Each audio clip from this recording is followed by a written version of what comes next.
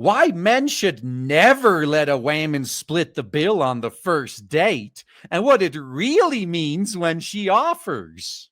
So you're saying we should let her pay the full bill to show how strong and independent she is and how she don't need no man?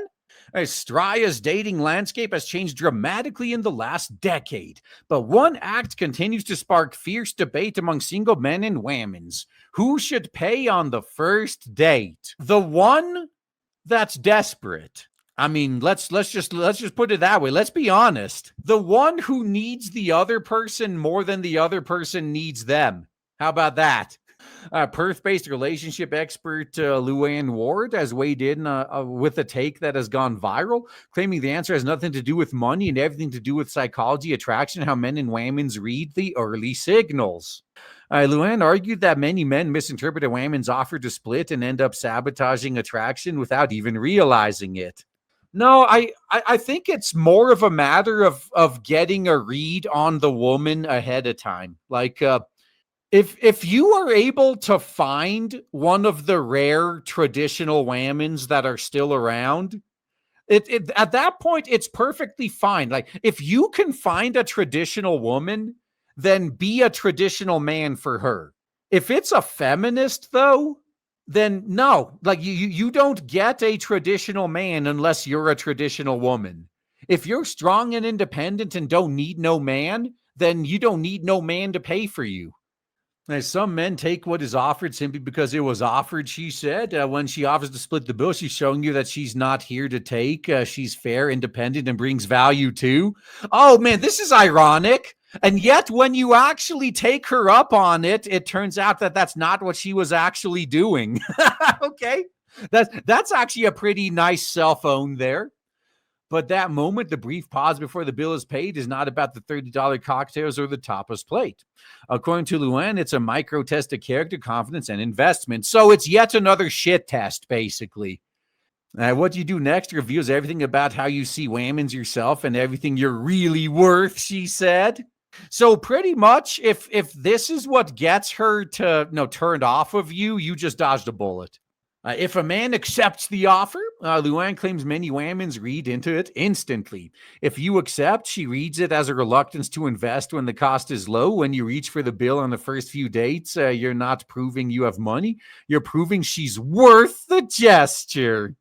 And again, to be fair, if she is a traditional woman, then she very well could be worth it.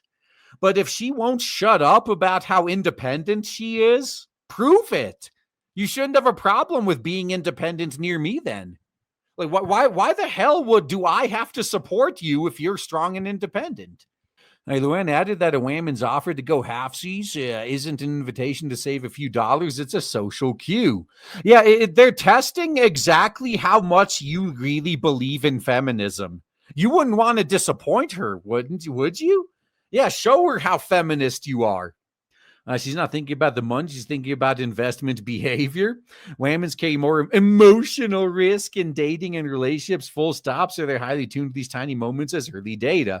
Yeah, just ignore the fact that men carry way more financial risks. Luann believes that covering the first date communicates steadiness, maturity, and intention. When you pay, you're showing capacity, steadiness, leadership, a willingness to invest where there's a guarantee of return. Yeah, which, I mean, that last one is a little bit stupid in the current year dating market.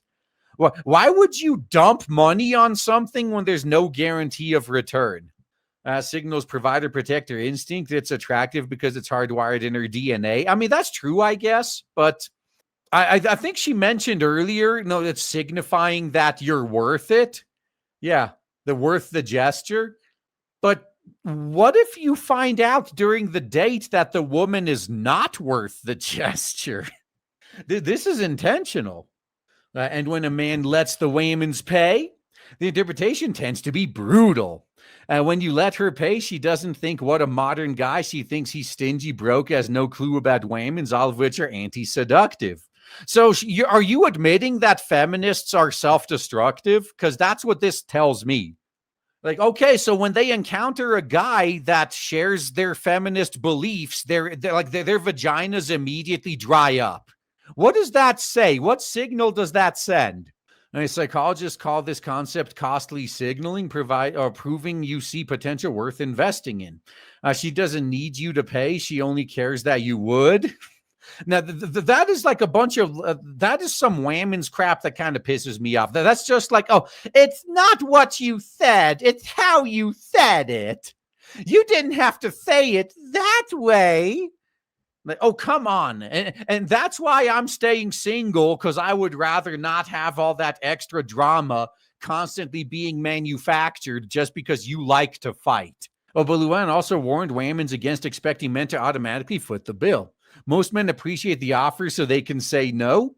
Expectation that he'll pick up the tab before he's decided if he likes you is also anti-seductive. Now, you see right here, I think she almost figured it out before he's decided if he likes you. So if you offer to split the bill and the guy immediately says, yeah, let's do that, I really don't think he cares that you're doing all this, this emotional math in your head to see like, oh yeah, I don't actually like this guy, because he's already decided that he doesn't like you enough to pay for you. So wouldn't you agree that at this point it was pretty much over anyway? She also pointed to research done by Chapman University, revealing 44% of men would stop dating a whammons who never offered to pay, suggesting men too interpret these early interactions as a test of character. Yeah, in my case, once again, it depends on who the woman is. If she's actually a traditional woman, it's a different story. If she's willing to do all the traditional female roles, if she's willing to fill all those, then I'd be willing to do all the traditional male things. It's the give and take. But you can't be a modern feminist and refuse to fulfill any of your roles while demanding the guy fulfill all of his. Now you want to talk about a massive turnoff? That's probably the biggest turnoff for men. Right, while many modern whammons earn as much or more as the men they date and can absolutely buy their own dinner, the answer to psychology beneath courting hasn't evolved as quickly as dating apps and equality-focused messaging. It's not going to last very long. As soon as things get a little bit difficult in society, this equality farce is going to disappear really quick. Both men and whammons are searching for the same thing: evidence that the other person is generous, thoughtful, capable of give and take. What did I just say? And you can't find that with feminists. Both sides are watching how the other handles give and take. And in an era where many singles complain about ghosting, breadcrumbing, and emotional unavailability, the first date bill has become a kind of shorthand, a tiny moment loaded with meaning. Luann's final question to followers sums it up. Where is the happy ground? Are you taking a second date if he makes you split the first? And when should she offer? Yeah. I already answered that, but let's just drive this point home. If she's a strong, independent feminist, she better be paying her share. If she's a traditional woman, then I'm okay covering her. As long as she fulfills all of her traditional female roles, I'll fulfill all of my traditional male ones. But as soon as she stops living up to her end of the bargain, I'm stopping mine. That's how this works. As dating norms continue to evolve, it seems some traditions, or at least the psychology behind them, remain stubbornly hardwired. Yeah. Are you admitting that feminism goes against biology? Because that's pretty big if they're finally starting to admit that. Yeah, maybe you should fix this. We know they won't, though. And now, once they hit the wall and they're way too old for it to matter anymore, then they're going to suddenly pay lip service to having learned.